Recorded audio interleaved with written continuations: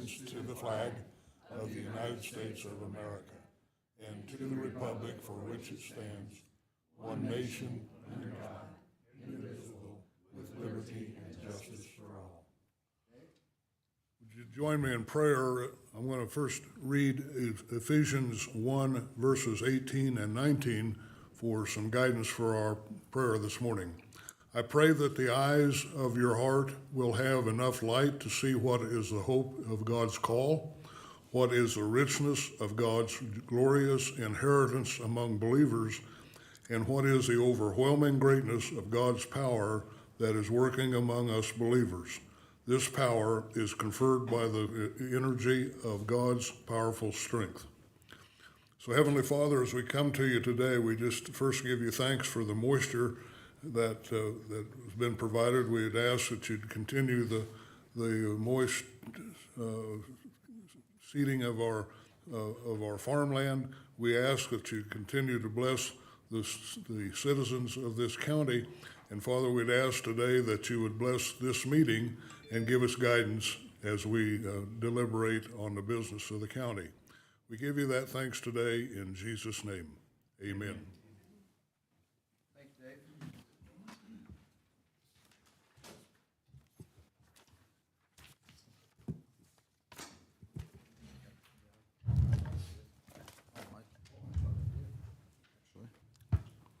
Must have hit it twice.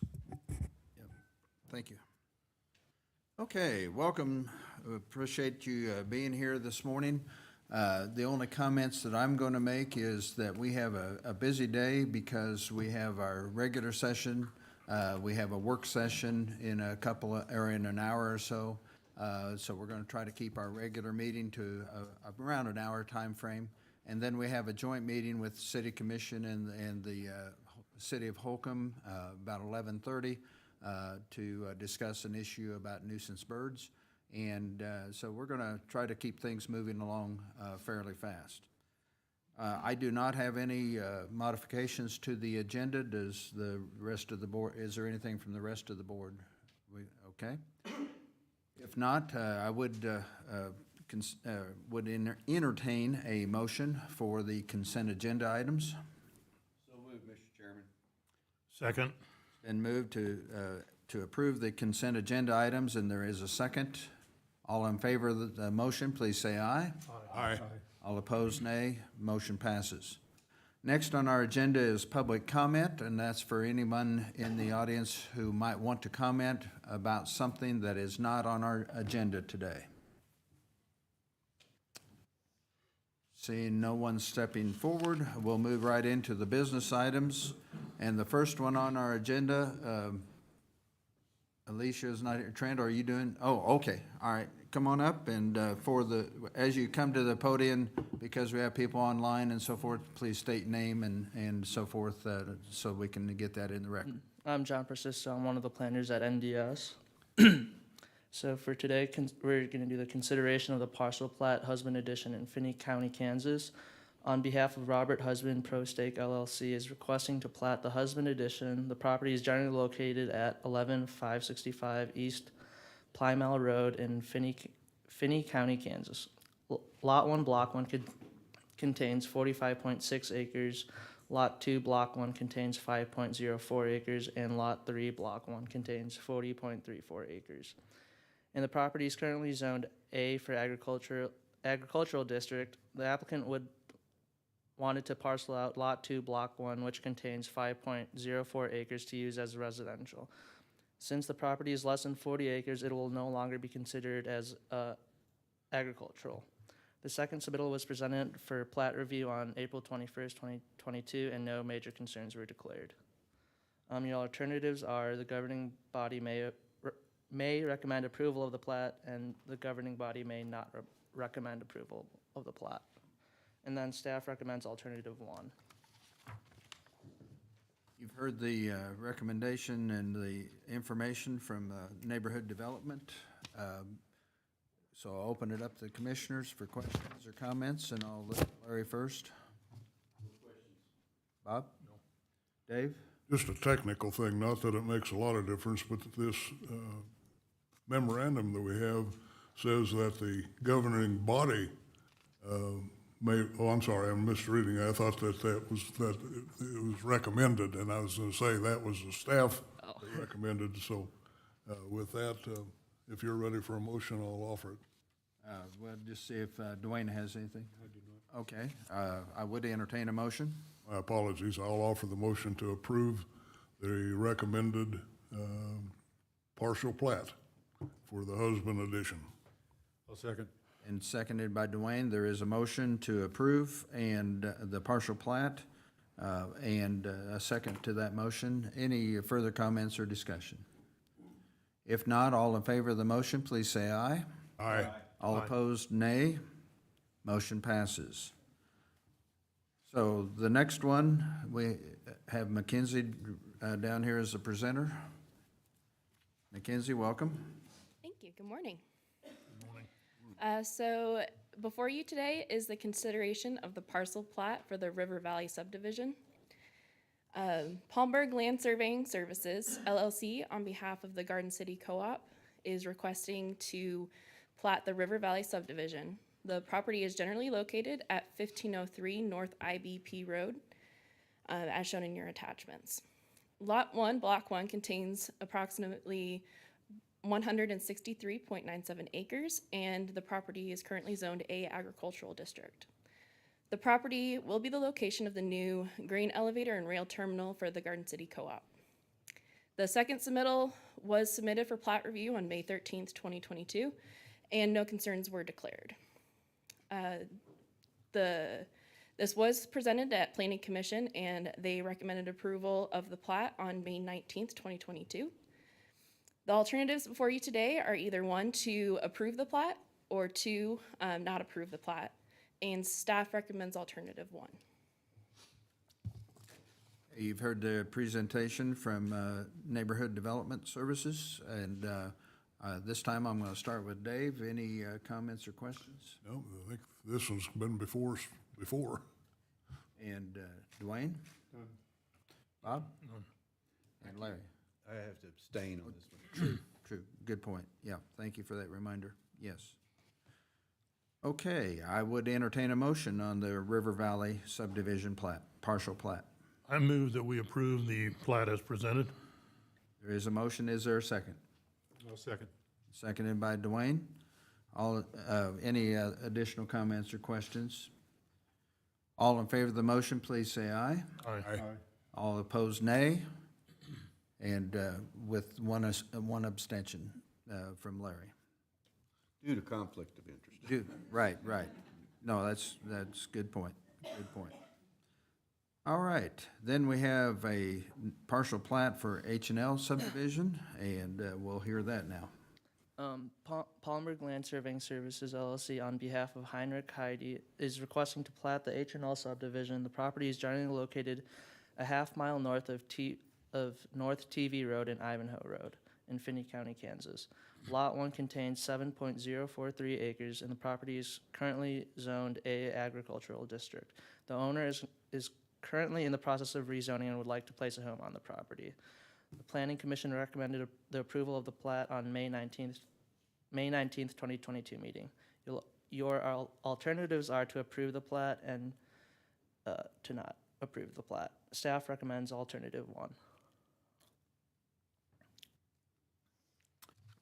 Okay, this time we'll go from Larry over to my left, and any comments or questions? No comments. No. Bob? No. Dwayne? None. Dave? This, to me, is a wonderful use of those corners in an irrigated circle. So, no questions. Okay. So I would entertain a motion on the H&L subdivision partial plat. Mr. Chairman, I move we approve the partial plat on H&L subdivision. Is there a second to the motion? Second. Seconded by Bob. Any further comment or discussion? Hearing none, all in favor of the motion, please say aye. Aye. All opposed, nay. Motion passes. Now we have a couple of rezoning requests, and the first one is, for the TV Road, Ivanhoe Road, is that right? Yep. Okay, I wanted to make sure I was on the right item here on the agenda. So go ahead.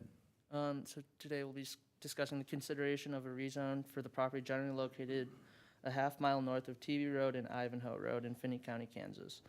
The applicant, Heinrich Heide, is requesting to rezone the property generally located a half-mile north of TV Road and Ivanhoe Road in Finney County, Kansas, from agricultural to rural residential. The plat is currently being platted, and it contains 7.043 acres. The property is currently vacant, and the applicant plans to build a home on it and use it as residential. The proposed use of this property as residential is consistent with the comprehensive plan / future land use. Rural residential district is the appropriate zoning for the district for a single-family dwelling within the county and provides a small variety of uses. Since the parcel is less than 40 acres to meet agricultural district zoning requirement, a rezoning will be required. The governing body may approve the request according to the criteria in section 27.040. The planning commission recommended the approval of the rezoning request at the May 19th, 2022 meeting. And the alternatives are to adopt the planning commission's recommendation by approving the proposed ordinance. Alternative 2 is override the planning commission's recommendation by a 2/3 majority vote, and 3, return the recommendation to the planning commission with a statement specifying the basis of the governing body's failure to approve or disapprove. And staff recommends alternative 1. You've heard the presentation by Neighborhood Development, and comments or questions. I'll look at Dave first. Dwayne? No. Bob? No. And Larry? No. Mr. Chairman? So therefore, I would entertain a motion, and this would be resolution number, I don't have that in front of me. 27. I'll offer the motion to accept that resolution for rezoning. All right, there is a motion. Is there a Second. second? And there is a second by Bob. And this would be for rezoning resolution 27-2022.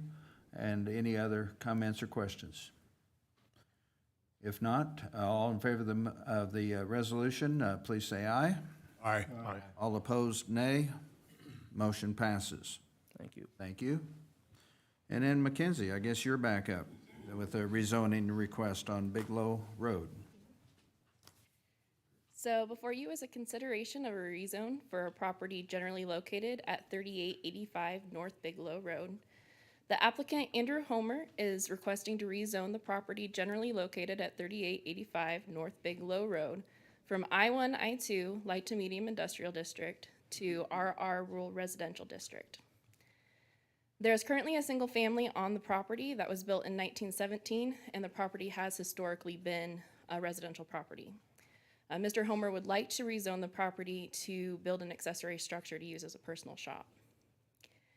The property is currently non-conforming. Residential dwellings are not a permitted or a conditional use within the I-1, I-2 Light to Medium Industrial District. Within the Finney County zoning regulations in section 22.0.070, it defines a non-conforming use as any lot or structure lawfully occupied by the use at the time of the effective date of the zoning regulation or amendments hereto, which does not conform to the regulations of the district in which it is situated. According to section 22.080 of the Finney County zoning regulations, a non-conforming use may be permitted to continue provided that no structural alterations except those required by law or resolution are made therein, and that the non-conforming use is not discontinued or abandoned for a year or period of 1 year. The addition of the proposed residential accessory building would increase the nonconformity of the property unless it is rezoned. If the governing body decides to approve the proposed rezoning resolution, any adjacent properties within the I-1, I-2 Light Medium Industrial District will be required to provide a buffer strip in accordance with section 16.090 of the Finney County zoning regulations. This section requires that whenever the I-1, I-2 district adjoins a residential district, an additional side yard and rear yard shall be provided for a buffer strip. The buffer strip shall be at least 5 feet wide and shall contain an approved permanent fence to serve as a screen between the residentially zoned property. The proposed use of this property as residential is not consistent with the current comprehensive plan / future land use potential of light to medium industrial. However, the property is adjacent to the comprehensive plan future land use potential of residential, and that's to the north and also to the east of that property. The governing body may approve the request according to the criteria in section 27.040 as I outlined below in your memo. This was presented before Planning Commission for approval on May 19th, 2022, and was approved.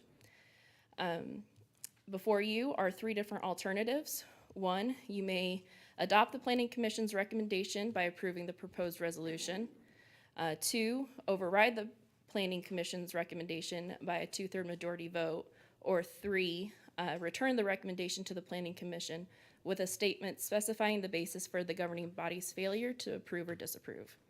And staff recommends alternative 1. And the applicant's father is also here to answer any questions that you might have. Okay, before we even get to the question, and I think we have questions and comments from the commissioners, just one clarification. If I was reading the right set of minutes, and there were a lot of planning commission minutes in our packet this time, it said that the vote for this was 7-1. Yes. However, when I went to the next page and it showed the recorded vote, it showed 2 nays. And so it looked to me like it was a 6-2 vote. I'm just trying to get clarification on, was it a 7-1 vote or was it a 6-2 vote? And if it was a 6-2 vote, which one is incorrectly recorded? So that was a typo within our, Because I think it's important. yeah, within our, for us to know. yes, within our memo, so it was 2, The 6 2 to 6, is yes. the- Yeah, 6 to 2. The recorded on the next page is Yes, correct. then. So yes. there were 2 nays, nay votes on that. Yes. All right, thank you for that clarification. So I would entertain comments from the applicant. If you have comments and want to make. Okay. Okay, all right, that's fair enough. That works for us. So Larry, let's start with you with questions and comments. The property adjoins to the west, now, they are the ones that are opposing this rezoning. And Yes. it's because they had to give up, what, 10 foot or 5 foot? It would be 5 feet. Yeah. How about the property to the south? Does the road count for a 5-foot buffer?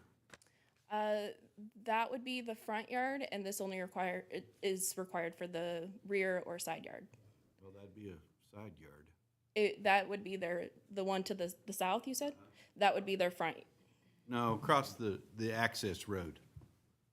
Yeah, across access road, that would be their front yard. They're considered their front yard. Okay, so they have to give up property too? They do not, because that would be the front and not the side or the rear. So, see if there was a residential property there to the west, then they would have that 5-foot setback, that 5-foot buffer. But since they don't, yeah. It doesn't apply to any other setback except for the side and the rear of the property. Would it been simpler to keep everybody happy in this situation if you allowed or granted them a waiver to build the building and not change the zoning? He could have, Linda, do you know, would this have qualified for a waiver?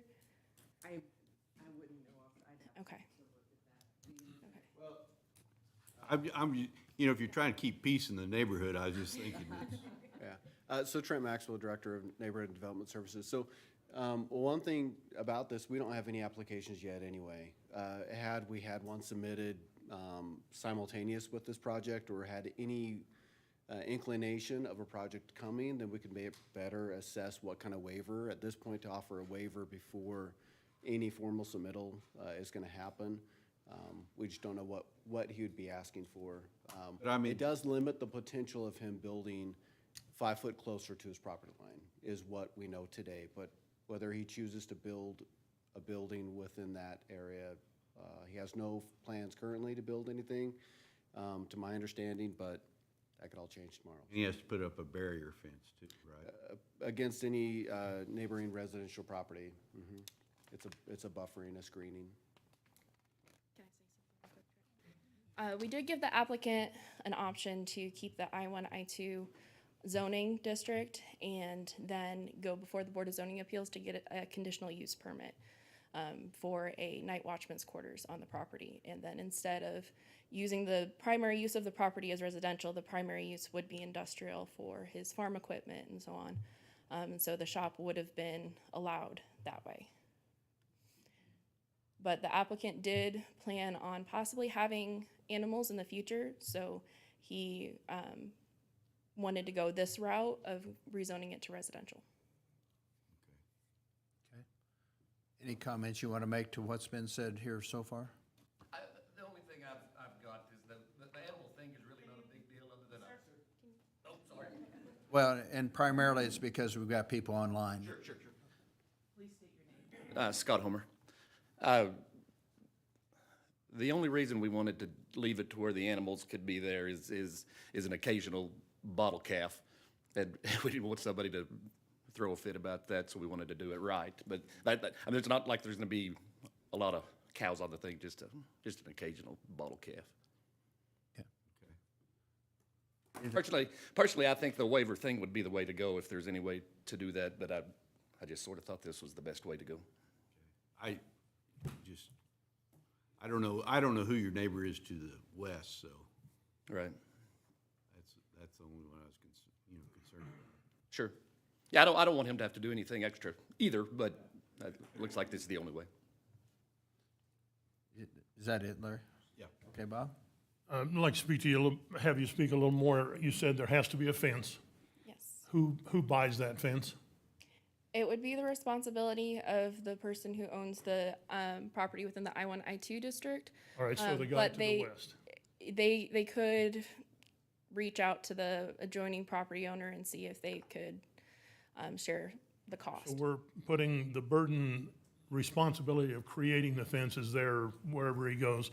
And then you talk about a buffer zone. I'm familiar with a buffer zone in town, and that involves trees and bushes and shrubs. The county does not have any landscaping requirements. It's Okay. just an addition to the side yard or rear yard setback. And Alicia at our meeting said that buffer zone was 20 to 25 feet. You're saying now it's 5 feet? It's 5 feet plus the side yard setback, which I believe, Okay, so it's now 10. It's I'm 5 feet not, of a buffer and, yeah, I don't recall the zoning regulation for how wide that side yard setback is, but it would be that in addition to that 5 okay, foot. because when she said 20 to 25 feet, it's a lot more than 5. So I still agree with what Larry said. I think the waiver is the answer to this without penalizing the neighbor to the west. Thank you. Dwayne? I could still have mixed opinions on this. The neighbor to the west has no definite plans to do anything. This is just a what if. Yeah. So, Yeah, currently sorry, Dwayne, currently that property is vacant. I guess I tend to support the planning commission's decision. Dwayne? I have nothing, but I believe, Dave? nope. I have nothing. So, and my position is, even though it was a 6-2 vote, it was still a very strong majority of the planning commission, and unless there's some major reasons, with Dwayne's comment about supporting our advisory group. However, my question is this, and I don't know, Mackenzie or Trent, clarify to me, I'm still not clear exactly, if we were to if we said the waiver is the best way to go, as in paraphrasing Larry's comments, what would be the procedure in order for that to happen? Would it be to deny this today, or I'm just trying to get what the steps 1, 2, and 3 was, if this body said the waiver is the best process or best path forward? So, it would probably, correct me if I'm wrong, Trent, but your best option would probably be to go with number 3, to send it back to the planning commission to see To consider the waiver reconsider it. option. Yeah. Now, they can't approve the waiver. That would be your responsibility. But that might be the best bet, to have the planning commission relook at this to see if they would recommend this go for a waiver instead. Now, if that waiver is granted, this property still is a non-conforming property. So I just wanted to make that. And I understand that. So Larry, yeah, go ahead. During the discussion, was the property owner to the west there? Mackenzie, was the property owner there to the west? Was he In attendance. in attendance during the discussion? During the planning commission, yes, he was there. Okay. Yes. I would, so one little thing to clarify in my own comments, when you were discussing waiver, I was thinking the waiver for the industrial property, not waiver for the applicant before you. That if the future development of the industrial property wanted a waiver against those regulations, that's when I was saying at that point, it would be an appropriate time to come back with that plan in hand, saying this is now how he wants to develop it. These are the waivers in which you'd be asking for, which would be a waiver potentially against the screening or the side yard setback. We could potentially address some of those items at the time the property to the west is developed. So I was not on the same page when we were talking waivers before. I wasn't thinking waivers according to this property, so.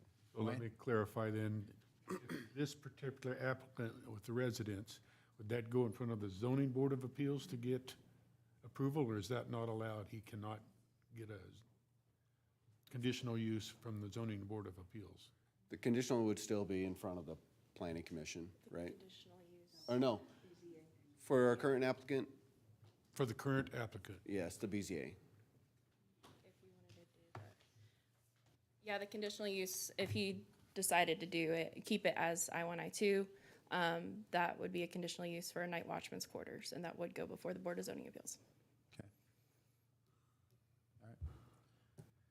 So what is the board's desire with regard to this matter? Test the waters, Mr. Chairman. I move that we approved the zoning request as presented. The rezoning request, and this would, if we approve it, would be Resolution 28, is that correct? Be Resolution 28-2022, and there is a motion. Is there a second to that? Mr. Chairman, I'll offer a second just so that it can afford discussion. It's on the there is a second to the motion to approve the planning commission's recommendation. Any further comments or questions before we go to a vote? My comment is that we need to send it back to the planning commission. I think there needs to be a little more discussion. When we started talking about all these different waivers, I was a little confused. I'm sure the planning commission isn't, but it's not real clear right now. So, and it's not a motion. The motion on before us is option number 1, but you're saying you're favoring option number 3, sending it back with that instruction, okay? And Bob? And I think the mention of a waiver never came before the planning commission. And I just find it difficult to penalize a contiguous landowner for the benefit of a petitioner. Dave? My one question is, there's a time crunch here where going back to the planning commission makes this take too long. Is the landowner, could he comment on that? Yeah, I'm guessing if it goes back, we're looking at 2 months. Probably, by the time it comes back here. Okay. Yeah, it just throws a kink in the whole, in the whole process of building the structure, so. Yeah, time is a concern. All right, thank you. And Dwayne? Mackenzie, what's the additional charge to the applicant to go back in front of the zoning commission? There wouldn't be an additional charge. One more Oh, that's right. discussion question. We're in discussion. Trent was saying that during the owner to the west decides to develop light industrial, he can come back in and apply for a waiver against the setback and the fencing and those type of things, right? Yes. Okay. So that's an option out there Yeah. in the future as well, so. Anybody else during discussion of the motion? Trent, do you have something else? Just one thing to add, and hopefully this is appropriate, but when we go through and we discuss waivers, waivers are not like a planning standard. We don't go to everyone with every application, say, hey, go ask for a waiver. Waiver is all conditional. It's dependent on the governing body. Conditional use permits are written, and those are put before those Board and Zone of Appeals to consider those conditional uses and so forth. So waivers are never anything we lead off with, because it's, one, sometimes it's not appropriate to ask for a waiver, and two, it's not a direction. It's going against those regulations you guys have approved and adopted. So it's kind of the last resort of, we can't get something to fit perfectly within that box. You can go ask the governing body for a waiver. Okay. Dave? Question for Trent. You don't want to get out of here that easily. Doesn't the county commission have the authority today to offer a motion for a waiver and pass that, and the waiver's in place? For a future property with, I mean, I don't know, Linda, maybe better can answer that. We have no application before you for that property. Right, that's not properly before the commission. Probably not the best way to do it, but So, no, I mean, I think that would need to be an additional agenda item that's publicized. It's not properly before the commission. the waiver has some appeal, but there's got to be some way to speed this up so it doesn't take 2 months and put the landowner, put his plans clear out of. A waiver of the application, not the future property to the west. Let's be clear, the waiver does not have anything to do with this property. The waiver would be of in future onto the neighbor to the west. That's the question I had. Depending which property is asking for the waiver. So the property to the west would be asking for the waiver against maybe setback and or screening. The setback is what you're, Yeah, so that would be the property to the west that would come back at some future date and would ask that.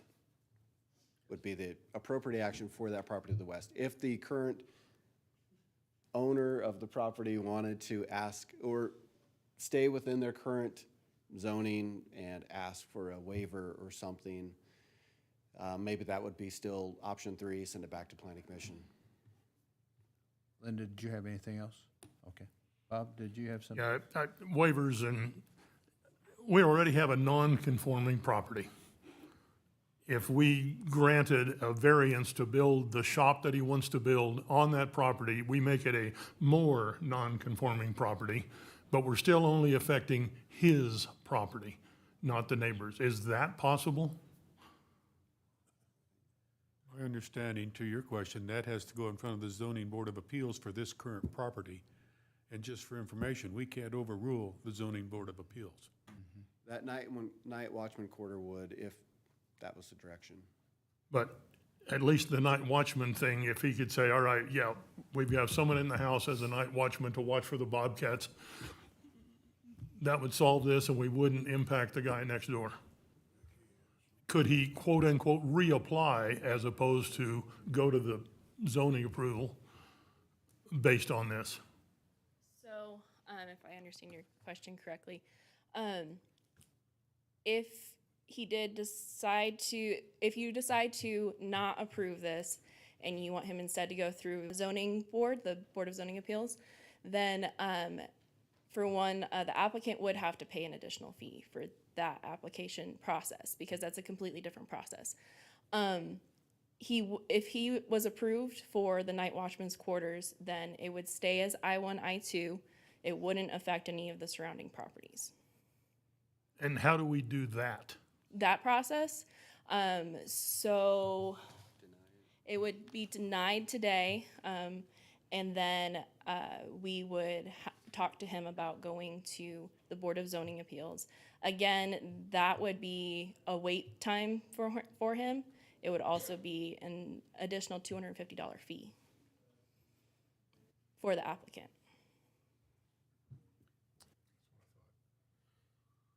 Anything else? So we have a motion before us to approve the resolution for the rezoning. The resolution number is 28-2022. Before we take the vote, one last call for any discussion, any questions. Mr. Chairman, I think we could note that this, it seems to be the consensus of this board that we want to see the building built. Now, what's the way to expedite that? And that's really what we're discussing, so that you could pass on to the zoning board of appeals or the planning commission or whoever this next goes before, that county commission is supportive of seeing a building. So, I think. Well, what's before you today is just for the rezone. It's just, yeah. Whatever it takes. Well, and for our audience that's not here, as well as ones in, is that the quickest path to them doing what they want to do, If the rezone based on his comments? if the rezone was approved today, it depends on how big the shop is going to be. If the shop exceeds the 15% more than the existing primary structure on the property, then he would have to go to Board of Zoning Appeals, which we've already discussed with them. Okay, all right. Yeah, so it might take a couple or a month more. But that would still be the quickest path for them to accomplish what they want to accomplish. It could be, yes. If, like I said, if they have less than that 15%, then this would be the quickest path. Now, if it is over 15%, it would be the same length if they wanted to do the conditional use permit for the night watchman's quarters, because then those would both go before the Board of Zoning Appeals at the same time. So does everybody feel like they're clear on what we're voting for? So with that, all in favor of Resolution 28-2022, please say aye. Aye. All opposed, nay. Nay. Motion, motion failed on a 4-1 vote. And then, is there an alternate motion? Mr. Chairman, I move that the applicant works with the planning commission and they either look at it again or change direction so it keeps peace in the neighborhood. I don't know if you don't That'd be put a- that in the motion. But So basically, alternative 3. Yes, alternative is- 3. Alternate 3 is what you're making a motion for. Yeah. Is there a second to that motion? I'll second that. Now additional discussion. I'd like to make one comment. Now, if it does go back to the planning commission, this wouldn't be for the CUP or the conditional use permit. They would only be, this would only be for the rezone itself. I'm sorry, would you say that again? Yeah, so the conditional use permit for the night watchman's quarters, if they decide to go that route, the planning commission can't make any recommendation or approval of a conditional use permit. That is the responsibility of the Board of Zoning Appeals. Okay, so what you're saying is if you work with this owner and you come up with a language that would allow you to issue a permit down the road, it doesn't have to go back through the planning commission? So if they decide to go the route of the conditional use permit, it would not have to go back to the planning commission. And so that would keep the speed of play going. Yeah. If you decide to send it back to the planning commission, then they would have to go before the planning commission again. And if the planning commission recommended approval again, based on discussion, it would come back Does here. option 3 say it has to go back, or did? It has to go back to the Okay. planning commission, So yes, if we just option leave it where it 3. is, denied, and then the owner can work with you. Yeah, you would go with option 2, and that is to overturn it with a 2/3 vote. All right. So, no, so so are you willing to amend your motion to option 2? Option 2 would be fine. And is the seconder, yeah, okay. So the motion before us is option 2, to deny the request, and then let the process, occur. So option 2 is the motion before us, and it's been seconded by Bob.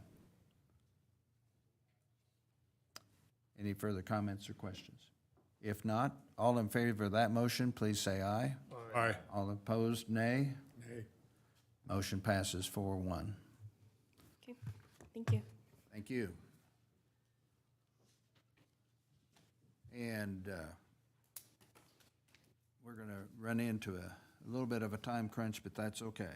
We'll do our goal setting thing in 2 sessions if we need to. So So the next thing on the item is the interlocal agreement. And Robert? For your consideration, you do have an interlocal agreement with the City of Garden City. This is for sewer service in the prior area known as Northwest Development Industrial District. The conditions of this interlocal agreement are the same as what the industrial district signed off on, which in general, this is a 20-year agreement. You're limited to 500 gallons per minute and 500,000 gallons per day, with a termination notice of not less than 90 days. Do you have any questions about the interlocal agreement? Mine, and then I'll open it to the others, is just simply, this is something where you took an existing agreement and just looked at things that might need to be modified and Correct. corrected. And Correct. Correct. And Linda, you've reviewed the document after the amendments and so forth? Yes, we work closely with the city to develop this as well. I would point out that Mr. Murrayhead is here this morning to comment on that, because he was part of that conversation along with Jennifer Cunningham from the city in finalizing the language that you have before you.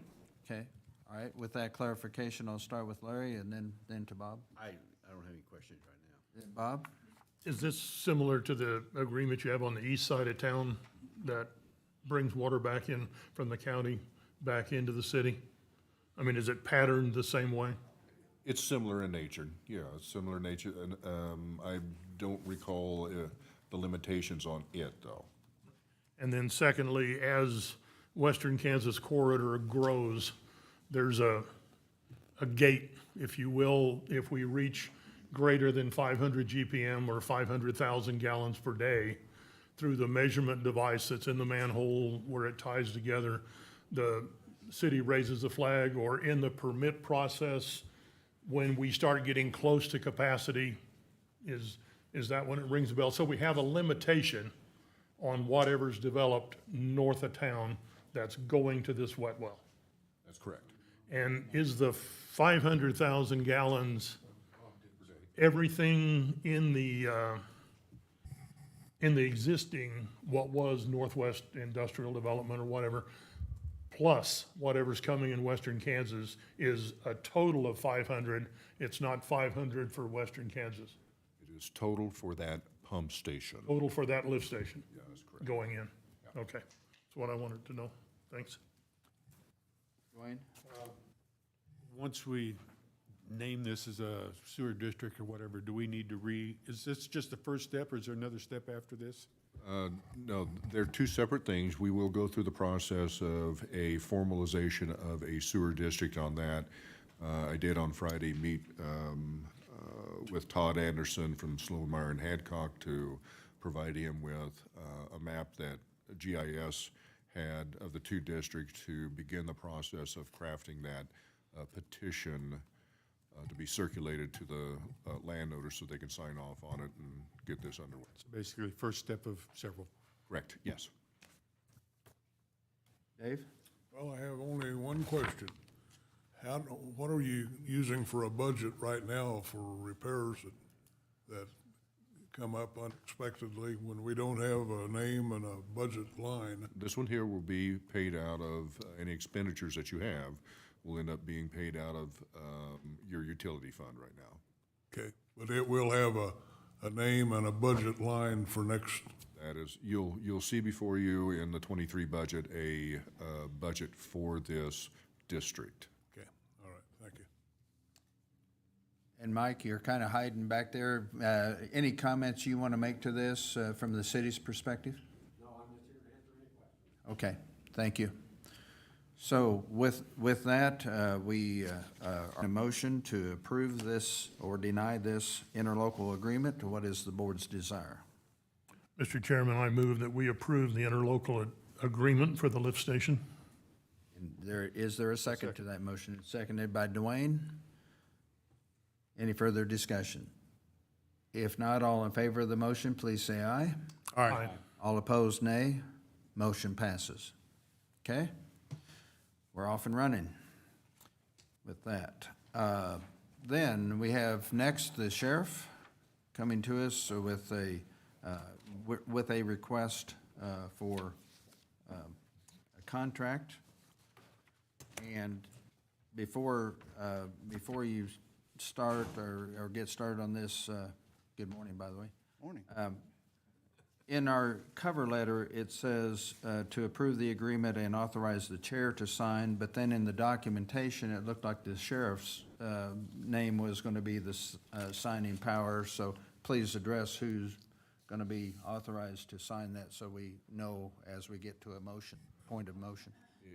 You can authorize the sheriff to enter into that agreement if you so choose. Okay. So, go ahead, Mike. So, yes, we would like to get this signed and get started with the nurse. I believe there were some questions we had on mental health. Is that correct? That's correct. The last meeting, actually during the presentation from the outside agency from Compass, the commission had a question about what is the difference between what they provide and what does ACH provide?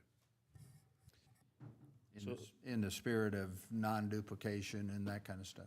So, not saying that Compass would never help us. The difference is, with ACH, we'll have 5 hours on the floor of the jail with mental help for the inmates. Compass right now, what we do is if we have somebody that's need of mental evaluations or help, whatever that may be, we reach out to Compass.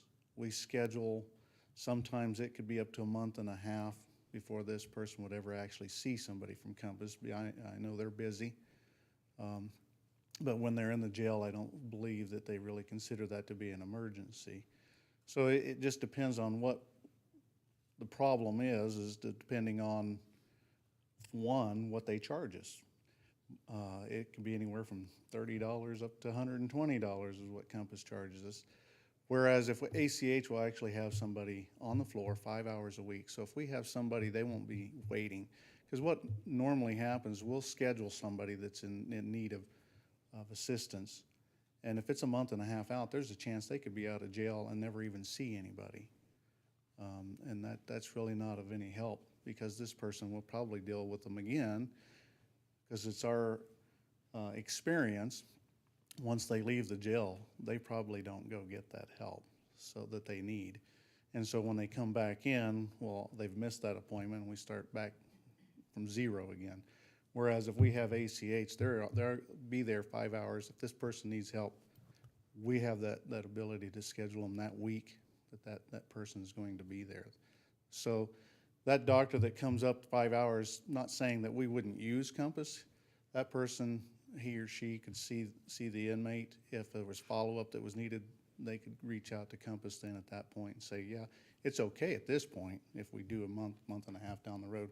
We've seen them, maybe we prescribe medication that they need, and we're getting that help that they need. And hopefully we won't have to see them later on back up in the jail. And then my last question before I open it to the other four is, there's not been any material changes in this contract since the last time it was presented to us. Is that correct? Yeah, there's not really, I don't think there's really, just, we've added some language for laws and stuff. Just based on my review of it, there were just a couple of little items that needed corrected, and so those have been corrected. So basically, it's the same thing that you've seen before, but with a couple of corrections. Okay. So let's start with Dave. Any questions or Just- comments?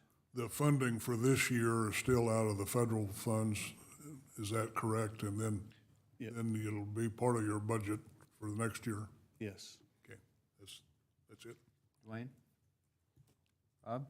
No, I think all of the questions I had earlier in the deal have been answered. Thank you, Mike. And Larry? Good job. Thank you.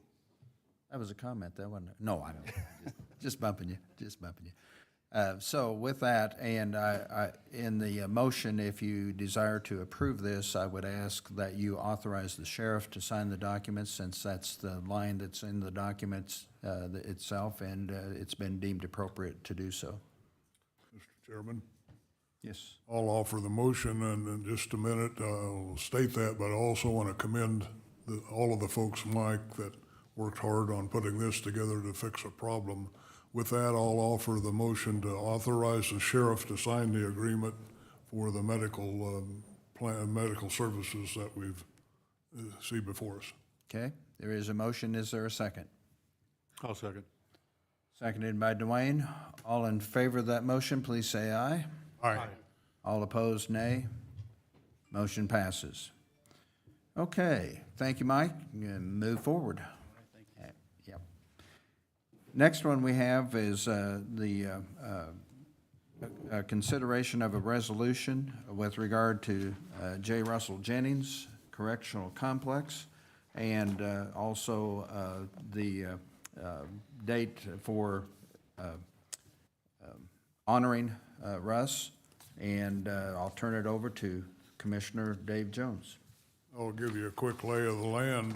The family could attend a dedication service on Friday, June 17, and we at this setting last meeting set 10 o'clock in the morning as the time of dedication.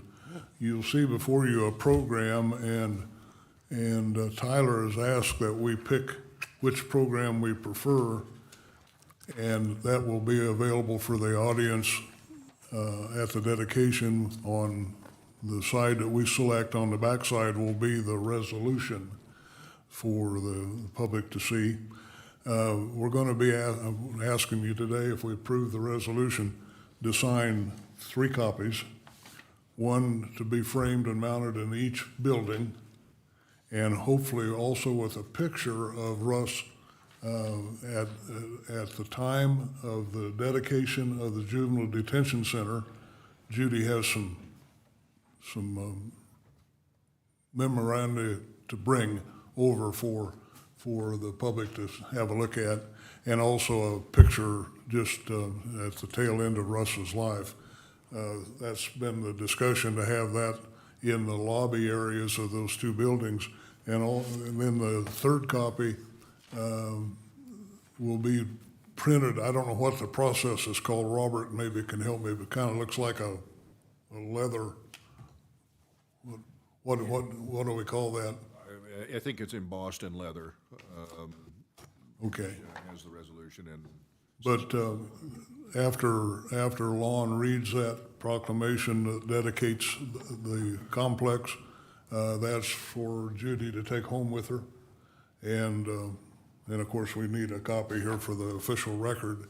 So before we act on the resolution, we kind of need a consensus of which program, which side of this you prefer. And then Tyler will know what to print. So we'll take a quick look. I guess in building consensus, I kind of like the one with the building in the background of the flow or the agenda, Which one? because I think it kind of stands out a little bit. Dory says that's, Dory says that's the one, so we can instruct. Good choice, guys. We can instruct Tyler that the one with the building in the background, and then the resolution, I hope you've had a chance to read and agree with the verbiage. Since we didn't have a Russ Jennings Day or a Russ Jennings Week, I concluded as I was writing that it be further resolved that that day, the 17th of June, be kind of a special day. So with that, I'd entertain questions, and I would look at Megan and say, can we get something in the paper, please, Megan, about this to give people a heads up that. You want to give me a call about it, it's planned. It's Yeah. Yeah, I haven't seen anything in your paper. I keep looking, so. really, it's not. Just when the time comes, but so people can get it on their calendar. But any questions about, I think it looks really well done, Dave. if anybody would like to see the sign that is veiled, that's gonna be unveiled, that's what's hidden down there. Plural, right? Signs. Yeah, there are signs. Yeah. And setting on concrete that'll hold a brick. Thank you. Good. And incidentally, I found a stack of original bricks, a whole bunch of them. There you go. So with that, Well, Dave, first of all, from the chair's seat, I truly appreciate all the time and effort you've put into this. I know it's been done with a lot of attachment from your heart to the Jennings family, and I appreciate that. Let me read the resolution that we're going to add, that we're being asked to approve today, particularly for those online. But it's resolution number 29-2022 and titled Naming the Correctional Complex. And the resolution goes as follows. Whereas the Southwest Kansas Regional Juvenile Detention Center, or the JDC, was dedicated in September of 1994, and whereas J. Russell Jennings was selected as the original director of the JDC, and whereas J. Russell Jennings provided tireless leadership to the staff and clients while instituting inaugural programs at the JDC over a period of 13 years, and whereas J. Russell Jennings was then named by the governor of Kansas in February of 2007 as the commissioner of the Kansas Juvenile Justice Authority, where he shared his talent and passion for juvenile justice with the entire state until November of 2010. And whereas J. Russell Jennings was then elected to the Kansas House of Representatives in 2012 and served 5 terms, in 2019, he was selected to serve as the chairman of the House Corrections and Juvenile Justice Committee and as a member of the Judiciary Committee and the Rural Revitalization Committee. And whereas the new complementary Community Corrections Building was opened on the campus shared with the Southwest Kansas Juvenile Detention Center in July of 2016, now therefore be it resolved to honor the legacy of J. Russell Jennings, the Southwest Kansas Juvenile Detention Center located at 507 West Santa Fe Street and the Community Corrections Building located at 607 West Santa Fe in Garden City, Kansas, and the associated grounds hereafter be known as the J. Russell Jennings Correctional Complex. Be it further resolved that the Board of County Commissioners directs that an appropriate ceremony be held on June 17, 2022, to celebrate the naming of the J. Russell Jennings Correctional Complex, and will be signed by all 5 county commissioners. So with that reading, I would entertain a motion to approve Resolution 29-2022. Mr. Chairman, I would appreciate the honor of offer the motion to approve Resolution 29-2022. And there is a motion. Is there a second? I will second with the comment that greatly appreciate Commissioner Dave Jones's work on this. Thank you. And there is a second to the motion. And are there any additional comments or questions? Mr. Chairman, I'll have a comment after you take your vote. Okay. All in favor of the approving Resolution 29-2022 to honor Russ Jennings, please say aye. Aye. All opposed, nay. Dave? My comment is... Motion passes, by the way. My comment is not a Dave Jones thing. This was kind of a community effort. For example, the flagpole that was in front of the the Juvenile Detention Center was removed and is down in front of the new building. So for a flag salute, so that our chairman has a flag, the city graciously is going to run one of the high lift trucks and put a great big flag up over the ceremony. Kurt's going to help with some barricades because we're going to have the audience out in the street part way, and the fairgrounds people bringing sound systems and chairs. So that I thank our agencies on the program. Just for those online, we're going to have not only a Pledge of Allegiance, but an invocation led by Russ's pastor. She is retired, 83 years old, but Reverend Rita Stockton said she'd be more than honored to come and offer the invocation. And then some pretty important folks are going to speak, and that includes Representative John Wheeler, who's going to repeat the resolution that was read before the House of Representatives. Senator John Dole, who was a close friend of Russ, is going to share some memories. And then State Representative Bill Clifford, MD, is going to share his experience as a replacement for an unexpired term. And then our chairman will read the resolution we just passed, and then the family gets to unveil the signs. So it should be kind of an exciting ceremony, and then when that's over, Beth's going to invite folks inside for some refreshments, I believe, and a chance to look at some memories of Russ. So thank you, folks, for your vote. Appreciate that. Again, appreciate your work on it.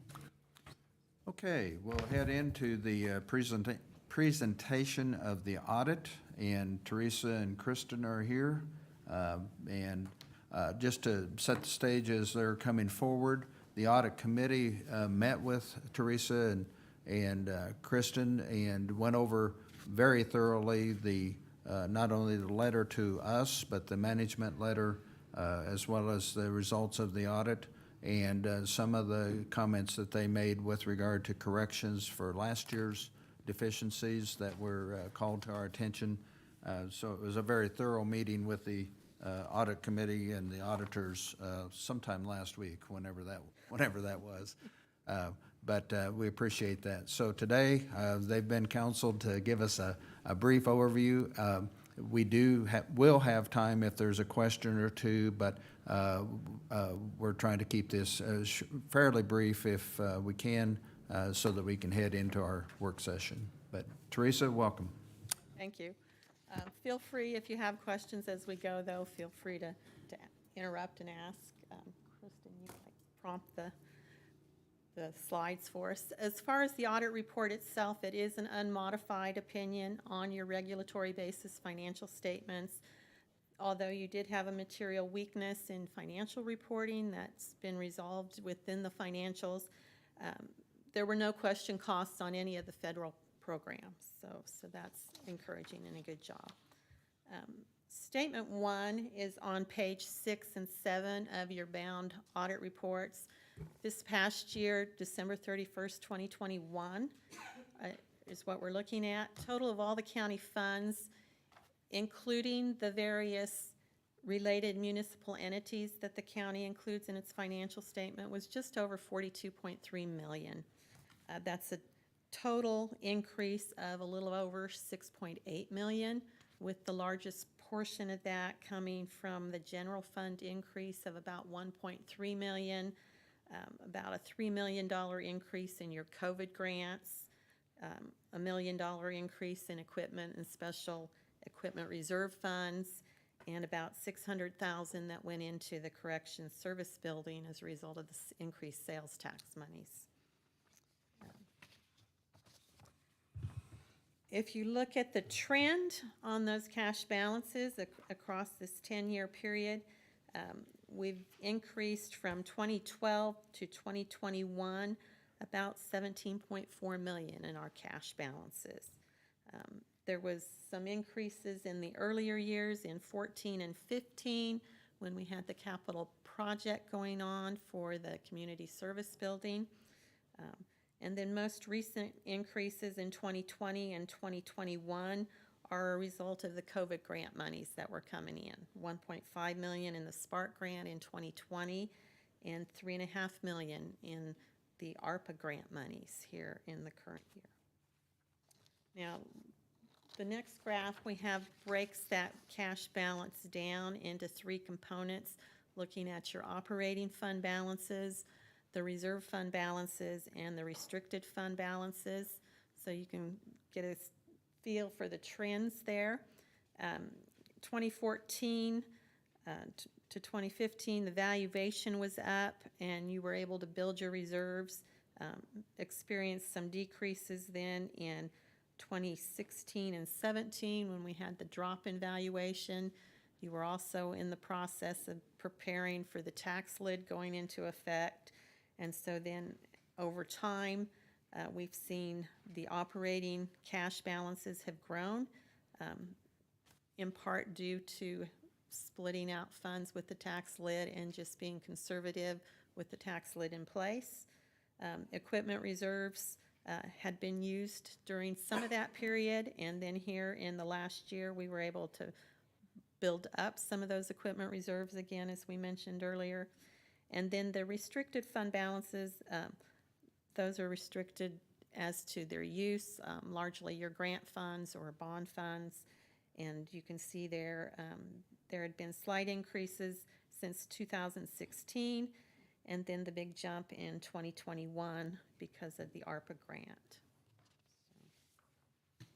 Looking then just at your operating fund activity as far as receipts and expenditures, you can see here a 10-year history with the trend line included in there for both receipts and expenditures.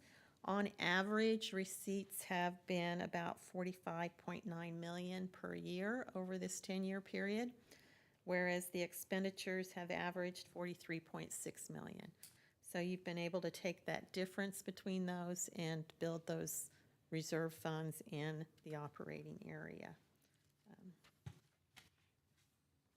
The current year increase in 2021 is mostly due to the increases that occurred in the general fund and the employee benefit fund. Looking then just at the receipts for the operating funds, the largest portion of the pie is the law enforcement area, which is the jail, the sheriff, the county attorney offices. It's just under 11 million in receipts, which is about 27% of the total of operating funds. The general fund comes in just over 10 million as the second largest. It's about 24.6%. Public Works then is number 3, is about 4.9 million, about 12% of the total. And then the fourth largest area is the County Employee Benefit Fund, which was just under 4 million this past year, about 10%. And that was a change from previous few years as the Employee Benefit Fund was set out again as a separate fund. In comparing the receipts for just the general fund and the law enforcement fund, we include the law enforcement fund on this because in 2017, the Sheriff's Department and jail was broken out when the tax lid first went into effect. And then in 2018, the county attorney's office moved over into that fund also. So for comparative purposes, we've left them on there. You can see 2012 and 13 are the lowest years, fairly consistent there, have grown over time. Here in 2021, the law enforcement fund makes up about 52.2% of the total receipts there, with the general fund being 47.8%. That's actually an increase on the general fund side and down a little bit in receipts on the law enforcement side when you look at actual dollars. The actual receipts then for just the general fund as a percentage, this year there is transfers showing up in the general fund that result in about 4% of the total. Those are coming in from the change in how you account for the motor vehicle operations, and then your transfer in from the landfill fund. That total percentage was 4%. As a result, we see some decreases in the tax percentage. This year it's at 76% versus 83% the year before. Intergovernmental's down 1%. That's about standard. It's usually just your severance tax, mineral taxes now. Licenses and fees are down a little bit at 5%, in part because the mortgage registration fees, 2020 was the final year for mortgage registration fees, and that's usually been the larger dollars in that area. And then miscellaneous and other is up at 13% compared to 5% the last couple of years. The receipts in the law enforcement fund, they usually average about 96% is all tax dollars there. So Because in the general fund, tax receipts were such a large percentage, we broke that down for you on the next graph. The ad valorem taxes this year, I think everybody would be happy to say it's down. It was 52.2% compared to 56.5% the prior year. The sales tax dollars were up, 33.3% compared to 31.5% in the previous year. I think those are the major changes as far as the tax receipts. Components that go into those receipt numbers are largely your tax dollars, and information related to that we're showing first here, a valuation comparison over an 11-year period here. You can see that unfortunately the trend for the valuation has been downwards, largely because of that big drop that we took in 2017. Fortunately, since then it has been going back up, so hopefully that teeter-totter will kind of start to go the other way here before too long. We are seeing the valuation in 2022 up slightly and hope that continues here in 2023. Mill levy comparison then during that time period. You can see 2012 was the lowest. We were just over 37 mills, and we are at a high in 2022 of just under 50 mills. So over an average for the 11-year period, it's been about 43.9, 44 mills during that time period. So just slightly over where we were ending up in 2016 and 17. The spread, the lowest to the highest, is just under 13 mills. The tax dollars then are a function of that mill levy applied to the valuation.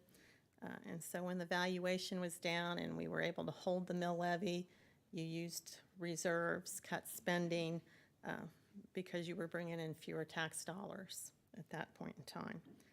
2012, the dollars were about 18 million in total for the county, compared to 2022 when it was 24.1 million. So we were seeing a 6.1 million increase over that 11-year period, about 34%. On average, over the 11 years, it's averaged 21 million a year. Then just some comparisons to the neighboring counties of about our size that we've looked at into the past.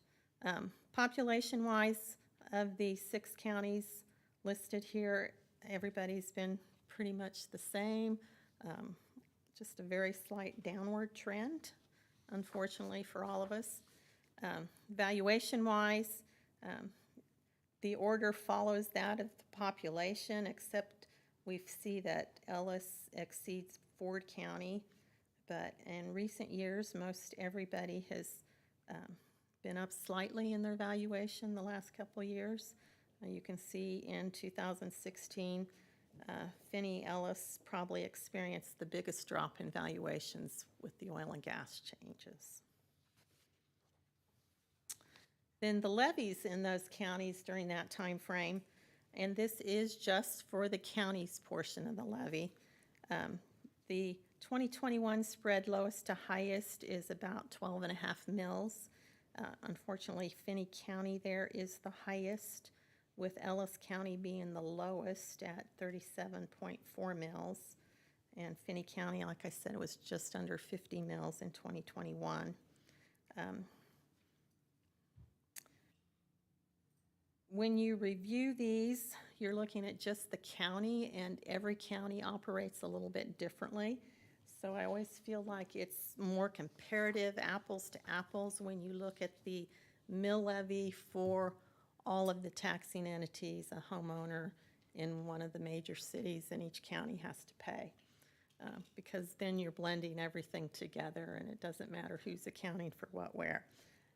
However, in this instance, there is one difference between all of them, and you see Hayes is the lowest there at just under 110 mills in 2021. They are the only county, though, that is not funding a community college in this group of comparative counties. And that makes a big difference, as on the average, the community colleges within the other 5 counties average about 30 mills. It goes from a low of 21.8 mills to 36.3 mills for community college funding. Here in Finney County for the Garden City Community College, we're at about 25.5 mills. In total, looking at 2021, the highest mill levy there, as you noticed, was Liberal at just over 190 mills. And then Garden City and Finney County are the lowest of the group if you exclude Ellis and Hayes.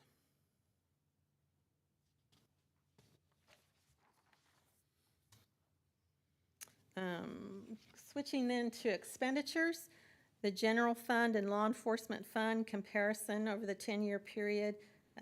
Here again, the sheriff activity moved out into 2017, and the county attorney's office joined the law enforcement fund in 2018, so we've left them on here for comparative purposes.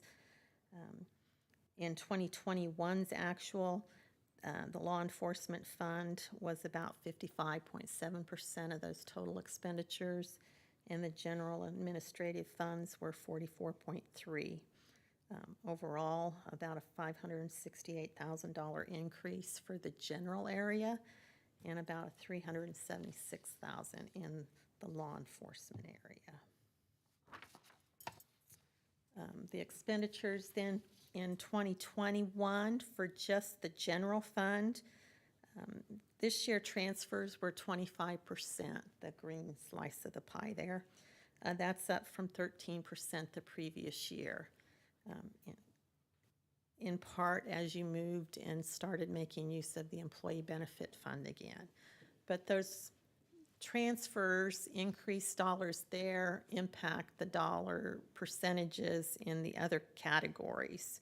So we see general government itself, this year is 63%, that's down 9% from the 72% in 2020.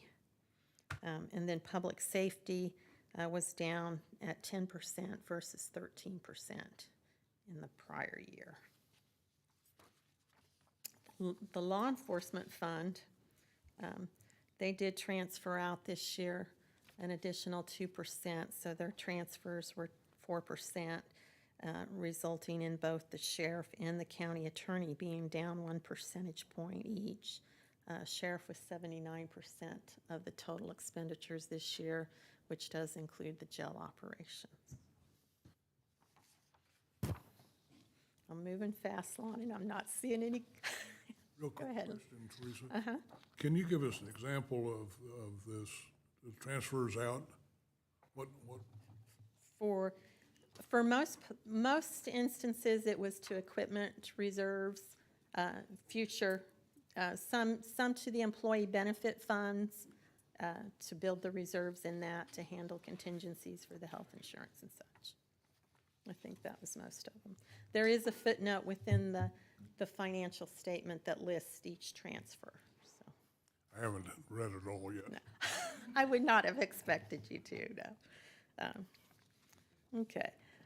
The next slide then, 21, we put this information in because it's not information you routinely receive.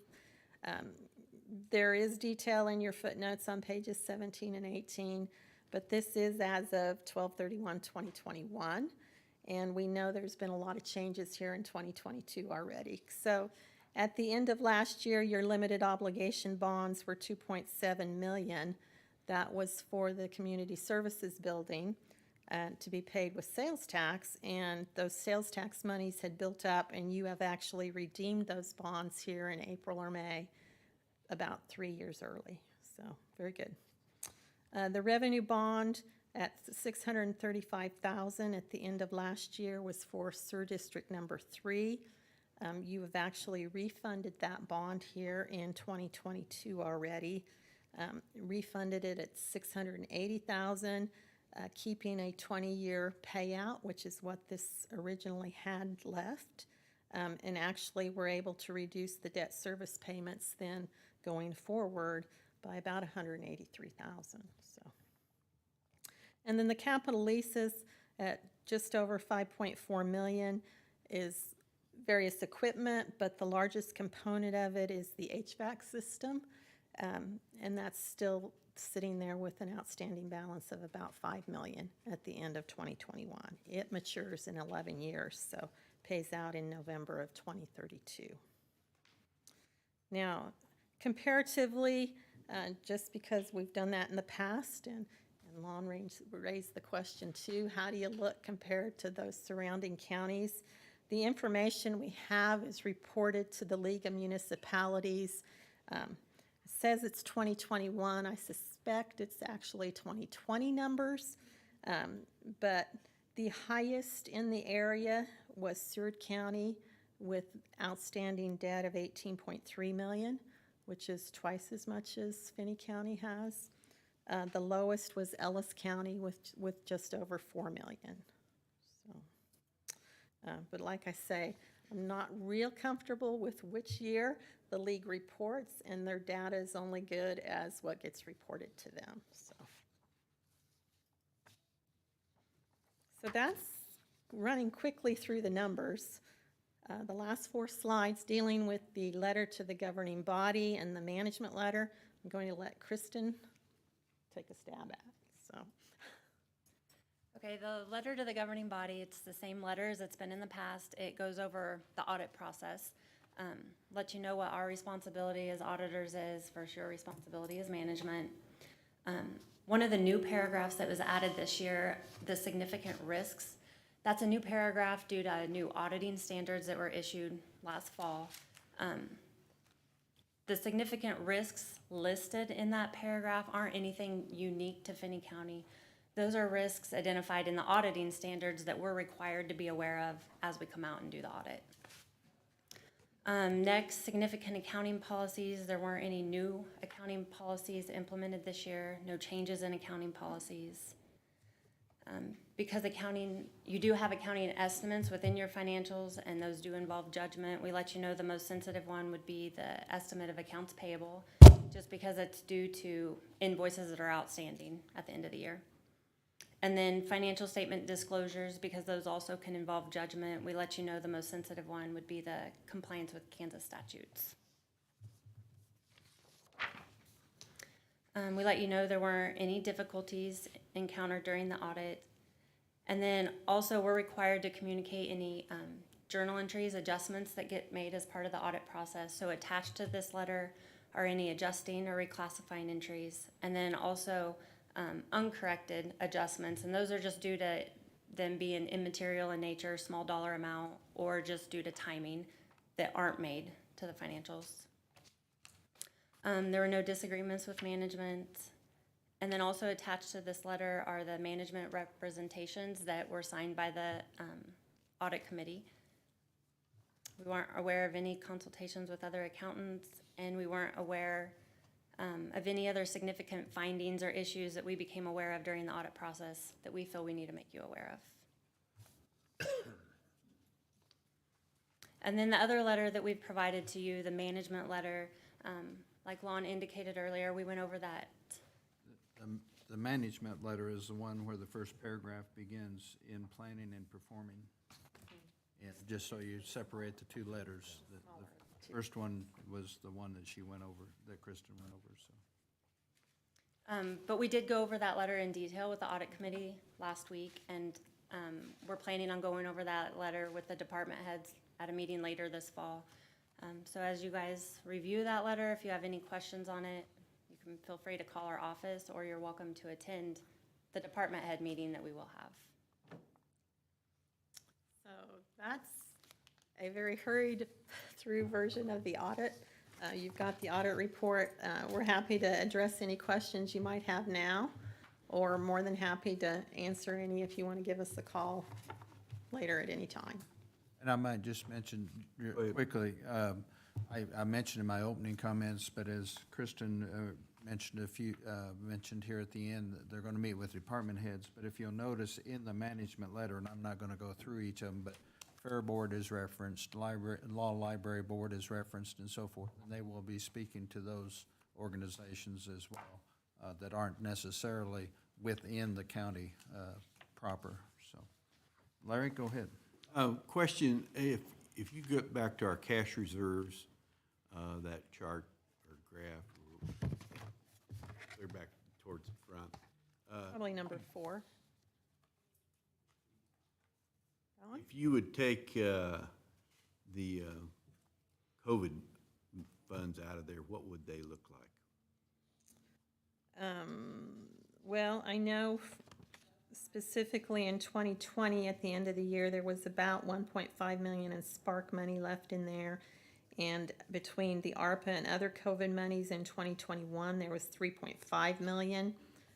So if we back those off, it would put the current year more in line with being at about 39.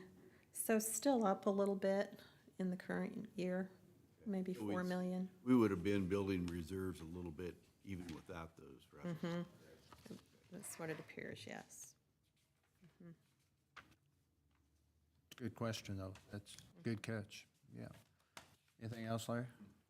Bob, anything? Yeah, on your chart 11,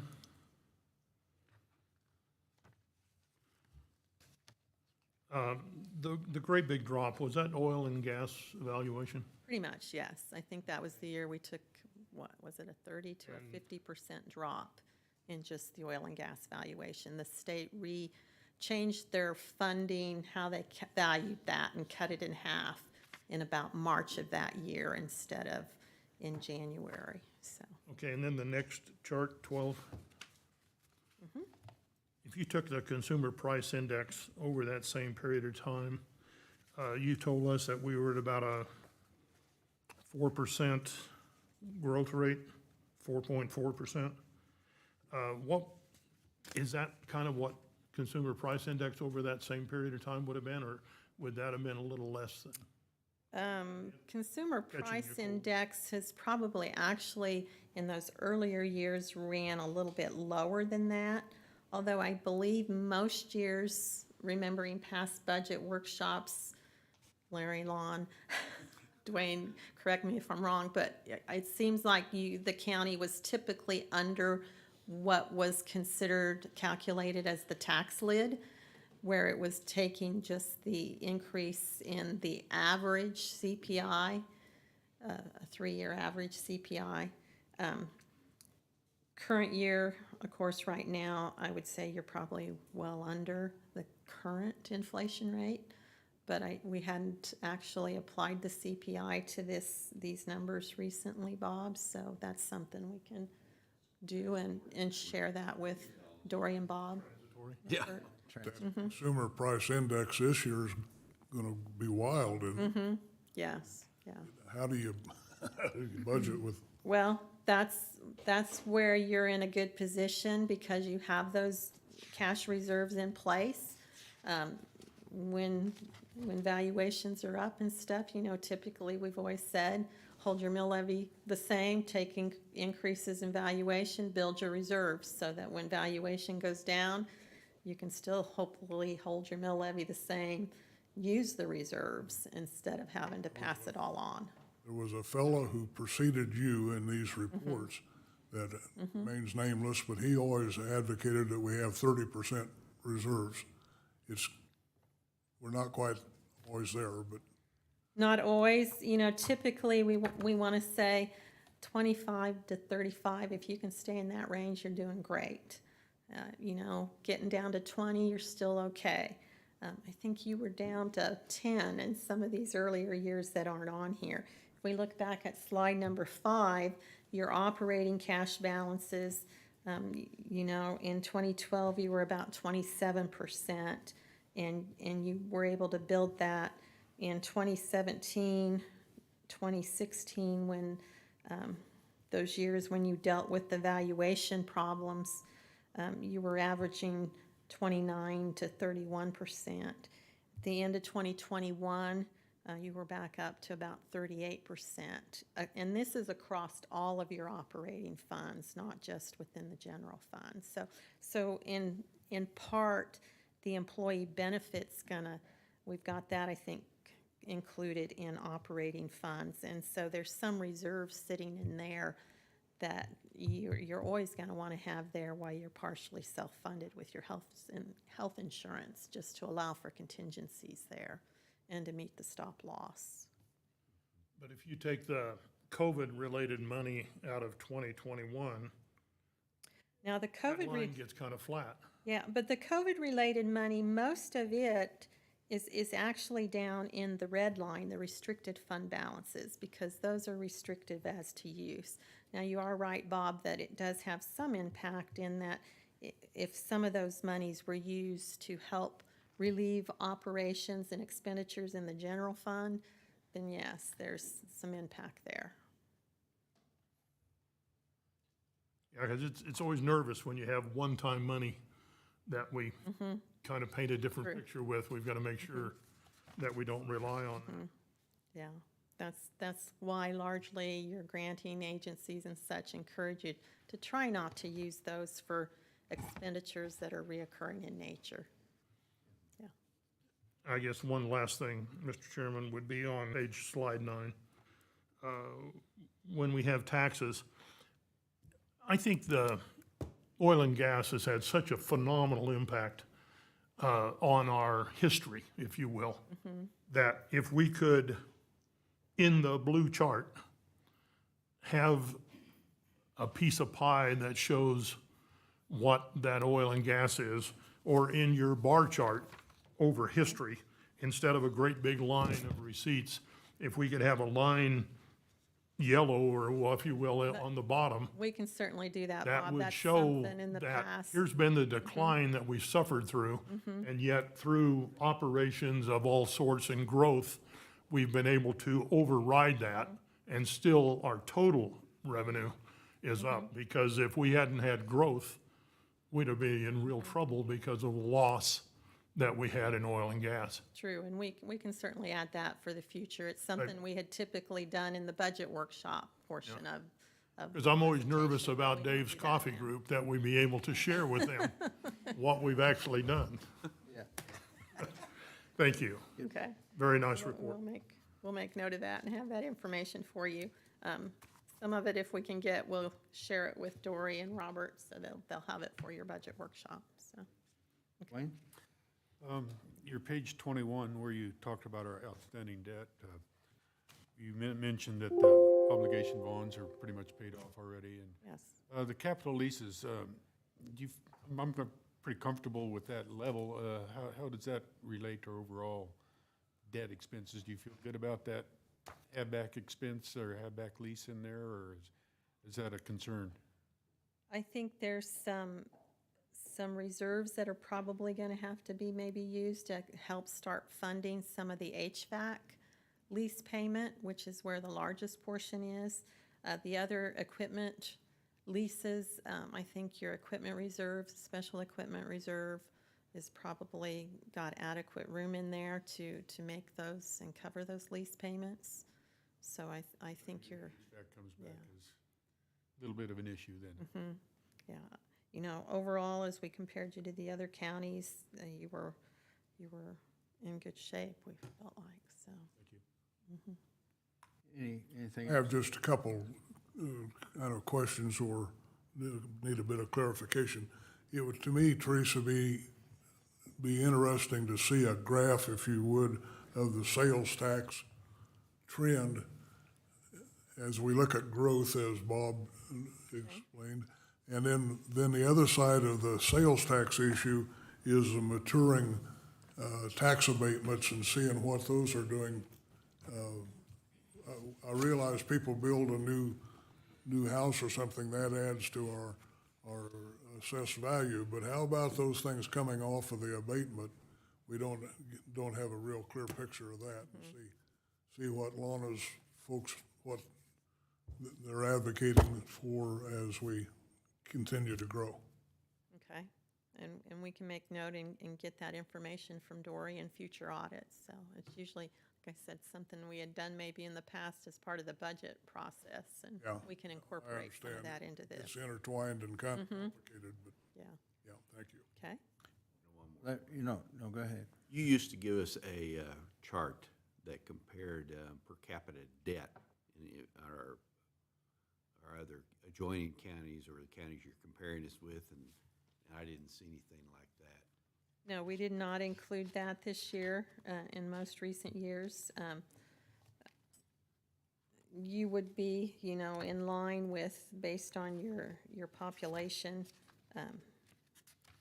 and just on the debt numbers. I'm trying to find back my population. Anyway, in the future, maybe we could Okay, do that, because it was always kind of interesting to see, because you could compare, if you were a citizen in Alice versus Garden City or wherever. And it's interesting, the debt that the counties had compiled.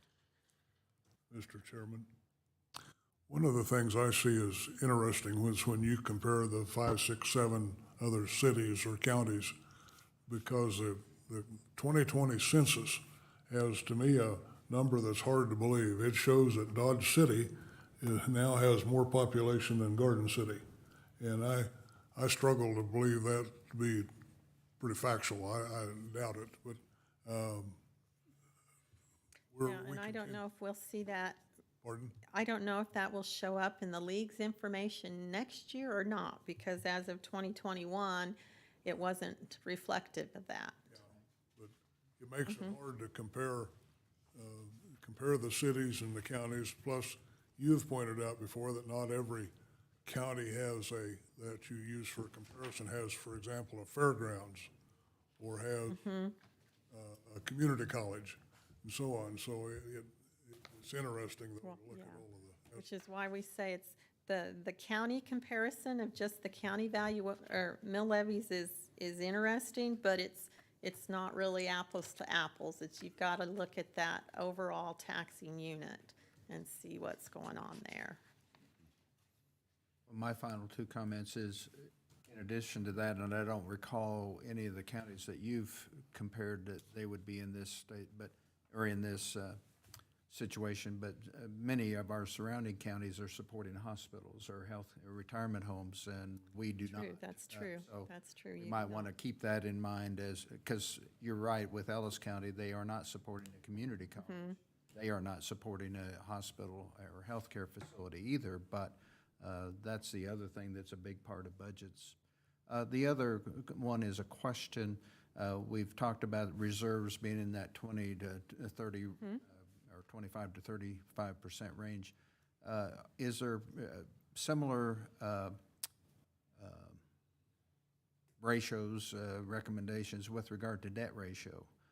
That if you get outside of this, that the county could really be in trouble? Or, no, I mean, our debt ratio is very reasonable, in my opinion, especially after we paid off those limited obligation bonds. But is there some ratio that we as commissioners should be looking at with regard to debt, just like we are with regard to reserves?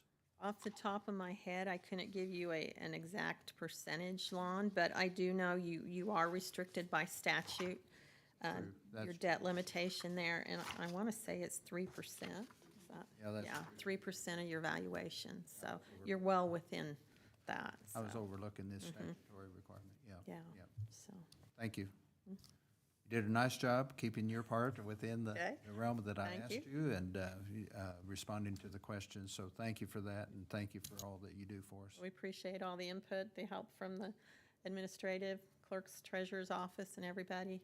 If you do have questions, though, feel free to reach out to us. We're more than happy to try and address those, and we'll get back some of that extra information to you. Thank you. Thank you very much. Thank you, Kristen. Okay, we're going to, the board governance piece of our agenda will be our work session today with regard to goals and so forth. We'll have a few minutes here for staff reports and commissioner reports, but my objective is that we take a break here in a few minutes, and then we begin our work session about 10:30, and then we'll go into that session back in the back of the room. So I'll look to Robert and Linda first with regard to staff reports, and if you know if Kurt or anybody has reports to bring to us too. Well, real briefly, you saw the report here for the audit, which came to the conclusion, which frees up a little bit of time, but working predominantly on the budget with staff and everything, and getting that pulled together. Now that we have the audit report, we can plug those numbers into that budget and move forward in that regards. Also last week, we did have a meeting with the neighborhood development staff and a developer on housing project, and went through the process that has been followed for apparently years here with that developer on the project, and so that he knows what steps he has to accomplish, and so that's moving forward as well. So we'll continue to work on those projects, budget, and a host of other things. And the other thing I might add on your behalf is when you mention neighborhood development, you and I are in conversation with, meeting with Trent with regard to code enforcement, and then we'll try to have that and then bring that back to the commission sometime very shortly. Yes. Linda? Not a lot to report at this point. I think this week I'll be meeting hopefully with Trista so we can get the tax sale filed. So you've got a few more days if you're delinquent prior to 2018 or 2018 and prior tax years. And then just working on the sewer district petition.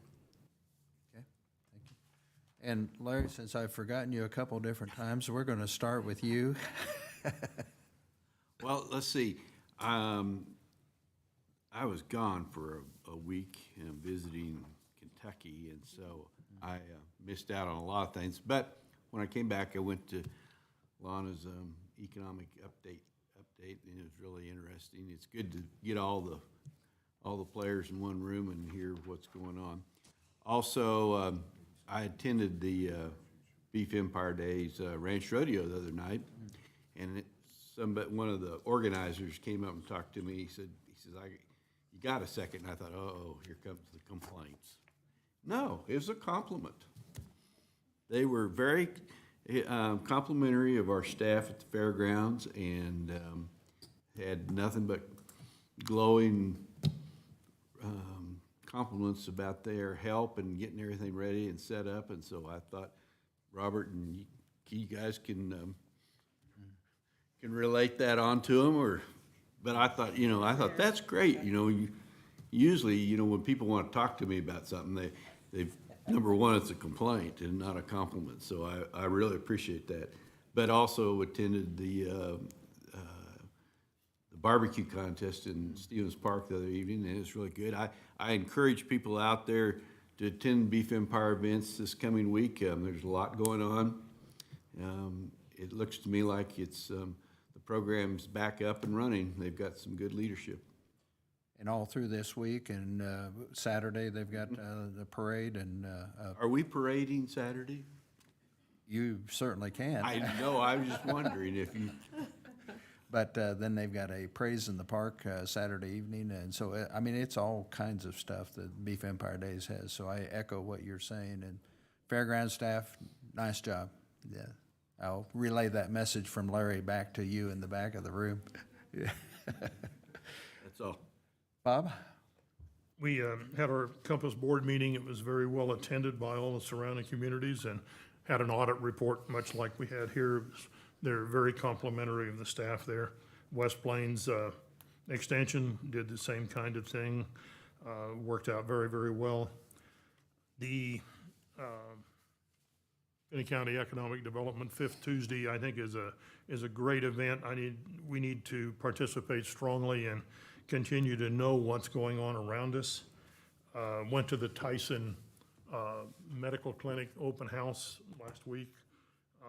Very encouraged to see. It was really fun to watch Tyson talk about their team and how this facility encourages them to actually use the facility. So many people don't go to medical care or whatever else because they judge they can't afford it, and they're really encouraging their people to use it. It's a interesting concept. It'll be interesting to see it come together, and hopefully down the road to have them jump behind daycare in the same way. So a productive month. Thanks. Good. Dwayne? Two events, Convention Visitors Bureau, that annual or monthly meeting, attended that. They had several presentations for requests for additional funding, some for current events that have already been funding. The golf tournament coming up was one of them. And after lengthy discussion, they added to their support of that. Also, Great Plains Development, kind of a business as usual meeting on that one. And I too had a call from the Beef Empires Rodeo Committee complimenting Stephanie and her staff on the their work with that event. Okay. Dave? You know, Stephanie and her staff, Rex included, are pretty good at mopping up water. I went down to see them, and they had a water pipe break in the exhibition building, and there was water everywhere. But they were fast after it. I'm assuming you got it all fixed. So I'll make my report rather brief. The library board meeting was not usual because they had 3 brand new members. So when you have about half of your board brand new, well, it takes a little time to explain, okay, this is what's taking place. But it was interesting, and I think we have 3 people that will be good community representatives on that board. The legislative coffee I attended by Facebook, and that was interesting because there was no sound. So I sent a message, and a little bit the sound came on, and then I got a message back from the city manager as a MC that he appreciated the input. Bob and I attended with some of our staff, our county administrator included, and county clerk, a meeting with indigent defense lawyers. And when the time comes up for budget to discuss that, I think we're a little better briefed now than we were before that meeting. And with that, I'm going to quit. I've had a couple, 3 phone calls that aren't worthy of taking your time, so that's it.